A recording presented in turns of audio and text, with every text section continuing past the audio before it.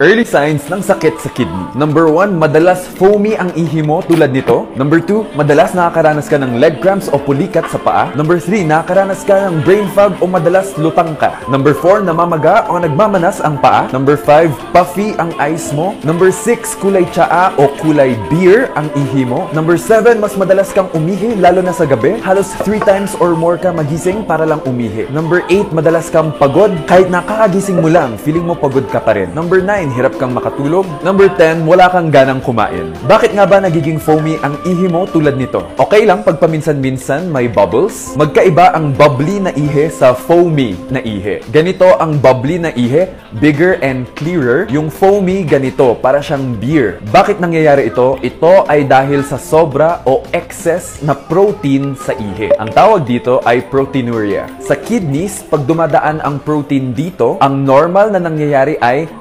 absorb ang protein sa katawan. Hindi dapat nakakalusot ang protein sa ihi. Pag madami ka ng protein sa ihi, ibig sabihin may problema ka na sa filter ng kidneys mo. Ang sumisira sa filter ng kidneys mo ay pag kulang ka sa tubig, kulang ka sa tulog, sobra ka sa asin, sobra ka sa sugar, sobra ka sa protein, at may pabalik-balik ka na infection sa kidneys. Ang mga risk factors na nabanggit ko ay ginagawang acidic ang dugo. At ito ay nakakasama sa kidneys, kaya make sure na madami kayong iniinom na tubig at balanced ang diet mo. Kaya naman nagkaka-muscle cramps ay dahil sa electrolyte imbalance. Pag pangit na ang filtering mechanism ng kidneys mo, tumataas ang potassium at sodium at bumababa ang calcium. Ito ay nakakaapekto sa normal na contraction ng muscles mo. Pag may sakit ka sa kidneys, isa sa mga komplikasyon nito ay anemia. Kaya ka nakakaranas ng pagod o panghihina kahit na hindi ka naman masyadong stress o pagod. Ang kidneys natin ay ang tagalinis ng toxins sa dugo. So kung sira ang filtering mechanism nito, yung toxins na iipon sa dugo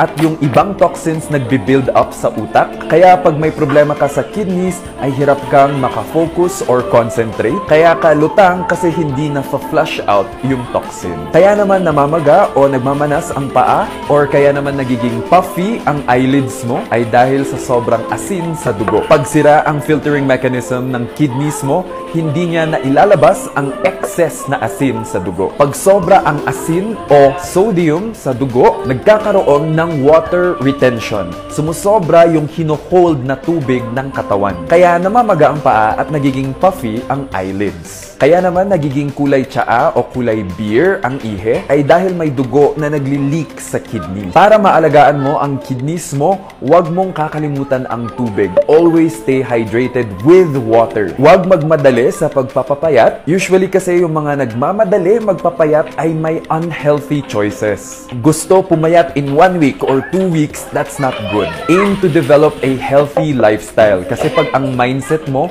directed sa healthy lifestyle, ito yung pang long-term na solution. Kung goal mo kasi ay yung magpapayat agad-agad, ito ay short-term na solution lamang. Lose weight slowly. Huwag yung bigla-biglaan. Ligtas ang may alam. Hanggang sa susunod, take care.